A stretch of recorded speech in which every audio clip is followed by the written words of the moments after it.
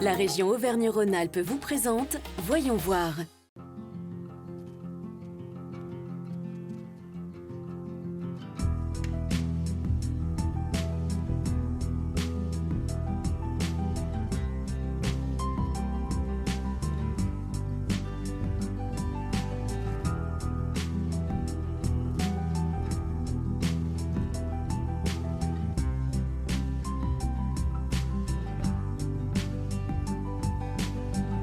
Bienvenue dans ce nouveau numéro de Voyons voir consacré à la montagne durable.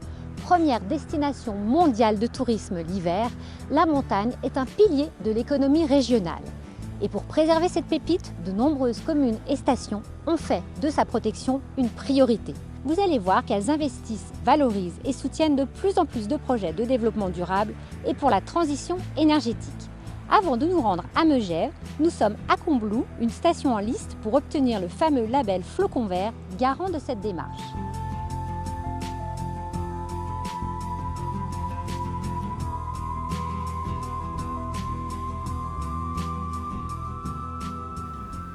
Camille, vous êtes directrice de l'association Mountain Rider. Alors, quelles sont les missions de cette association ? Alors Mountain Rider, c'est une association d'éducation au développement durable, à la transition écologique en montagne. Très concrètement, on accompagne les jeunes, on accompagne les professionnels des territoires de montagne à engager, à soutenir la transition écologique. Alors ça passe par des animations, ça passe par de la sensibilisation, de l'éducation, de l'accompagnement. Voilà, c'est notre quotidien et on est une équipe de salariés et de bénévoles pour mener à bien tous ces projets. Dans le cadre de toutes ces actions, donc, il y a ce fameux label Flocon Vert. En quoi ça consiste ? Alors le Flocon Vert, c'est une démarche labellisante. Ça veut dire que c'est à la fois un label qui doit guider le consommateur, lui éclairer ses choix en fait responsables de destination touristique de montagne. Et c'est une démarche parce que le but, c'est aussi d'accompagner les acteurs qui font les destinations touristiques de montagne, les accompagner à progresser, à structurer leur démarche, à aller toujours d'année en année plus loin dans leur engagement et leurs actions. Et donc ça passe par un accompagnement des communes, des stations ? Exactement. En fait, c'est un accompagnement qui va durer 1 an, parfois plus. Ça peut aller jusqu'à 3 et qui vise à mobiliser l'ensemble des parties prenantes du territoire.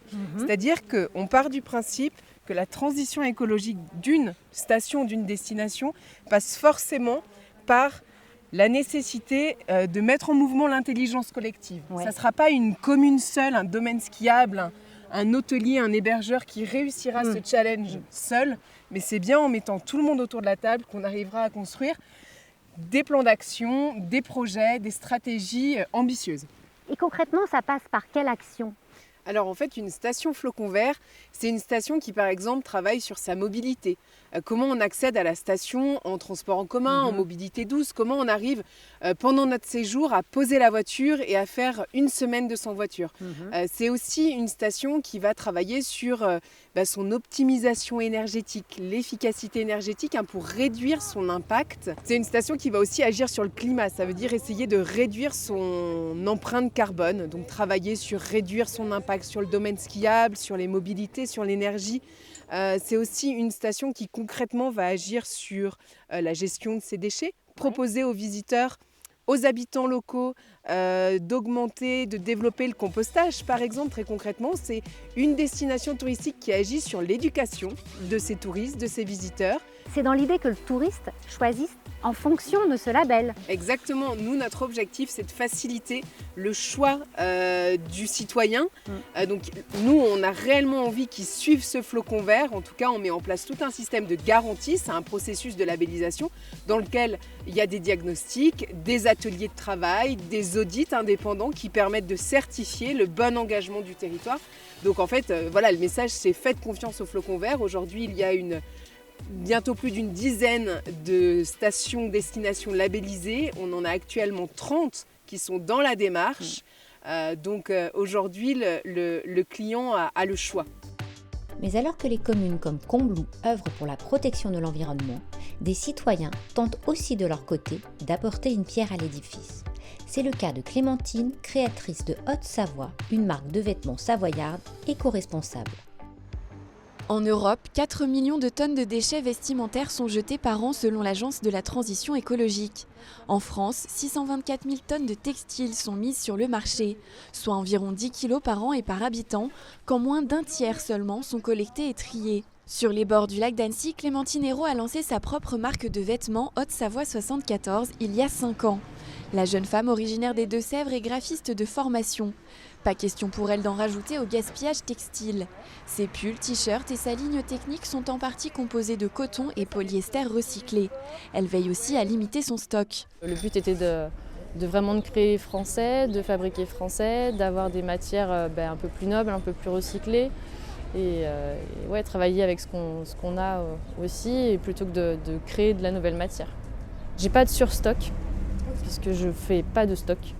En gros, tous les t-shirts ils sont faits un à un à la demande du client, donc ça me permet de ne pas avoir une grosse quantité. Imaginons que ça ne plaît pas, la couleur ne plaît pas, le motif ne plaît pas, de le jeter. Et au moins les clients sont contents de ne pas avoir le même que tout le monde et de ne pas avoir une série en grosse quantité. Installée à ses débuts dans une boutique de Saint-Joriot, elle a décidé de changer de modèle après les confinements. Son magasin est désormais mobile puisqu'elle a aménagé ce camion pour se rendre sur les marchés. À Faverges le mercredi matin et à Saint-Joriot le jeudi matin, elle déploie ainsi ses confections. Pour l'aménagement de ce magasin ambulant, Clémentine a aussi privilégié le recyclage. Les meubles en vieille board, des skis, des snows, des bouchons, de la palette, des tuyaux. Une presse installée dans le camion lui permet d'avancer sa production lorsqu'elle est sur les marchés. Le reste du temps, elle le passe dans son atelier à Faverges. C'est toute une organisation. Il faut produire l'après-midi, faire les impressions par exemple là le matin pour m'occuper et puis pour me tenir chaud. Et après, les jours où j'ai pas de marché, ça me permet d'avoir un peu plus de temps pour produire. J'ai une partie vraiment confection, ordinateur pour créer les visuels. Une partie pour produire les visuels, donc tout ce qui est plotteur de découpe, presse à chaud.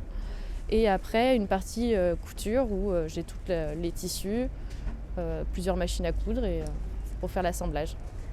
À l'avenir, Clémentine aimerait participer à davantage de marchés et peut-être recruter si le développement de sa marque le lui permet.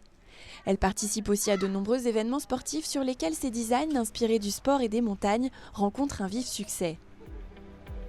Nous voici maintenant dans le magnifique village de Megève qui revendique son engagement aussi bien pour l'environnement que le tourisme adapté, l'accueil ou encore la qualité de vie.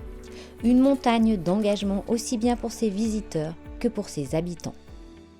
Marika, nous sommes à Megève, une station qui a obtenu le label Flocon Vert. Comment a débuté cette aventure ? Eh bien, je dirais que c'est à l'initiative de nos agents de la restauration scolaire qui, depuis bien longtemps, avaient pris des initiatives auprès des enfants sur le gâchis essentiellement, les déchets. De là, il y a eu une rencontre avec l'association Mountain Rider. Donc, nous avons pris l'engagement du restaurant responsable.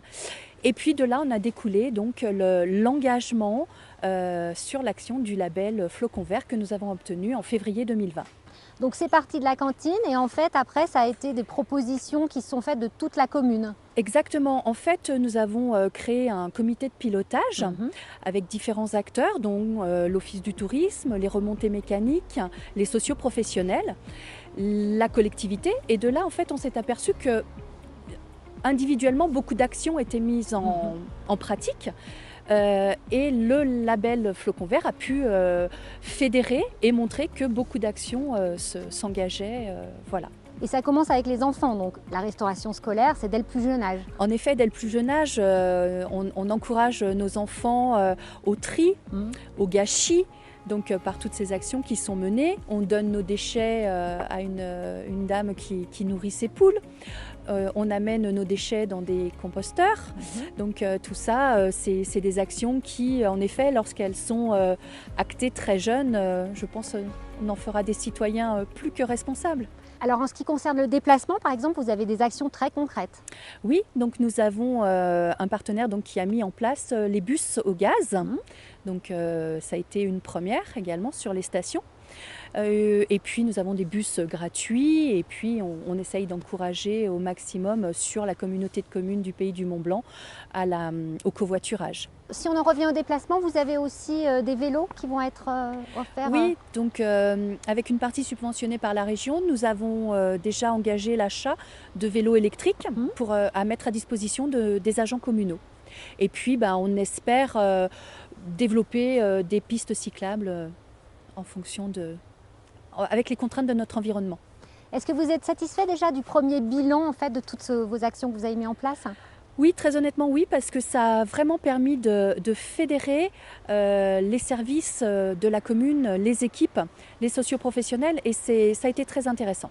Alors que ce soit les habitants ou encore les touristes, est-ce que vous avez des retours sur tous ces engagements?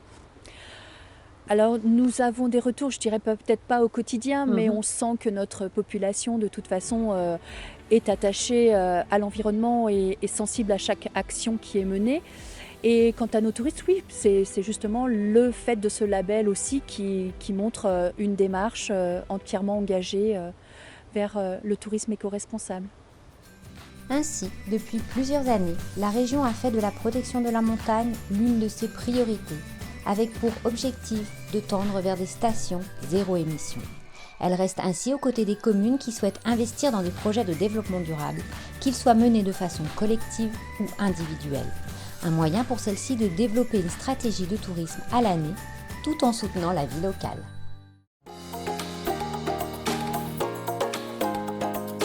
La région Auvergne-Rhône-Alpes vous a présenté Voyons voir.